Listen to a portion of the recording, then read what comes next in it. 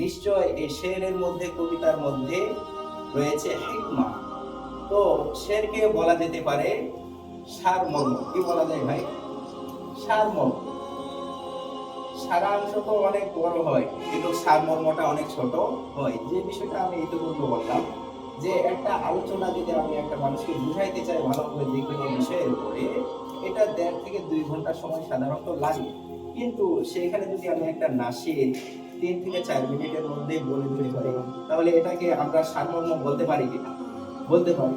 তো এই কারণে আমি আপনাদের প্রতি উদাত্ত আহ্বান রাখবো, আর এলাকার যারা আপনারা এখানে উপস্থিত হয়েছেন, আপনাদেরকে এই বিষয়টা অবগত করবো যে আপনারা আমাদের সাপোর্ট দিবেন, ইনশাআল্লাহ উৎসাহ দিবেন, যাতে আমরা আগ্রহ নিয়ে ইসলামিক যে কার্যক্রমগুলো রয়েছে, আমাদের সুরের পর শিল্পী গোষ্ঠীর যে কার্যক্রম, আমরা এই কার্যক্রম নিয়ে যাতে এগিয়ে যেতে পারি।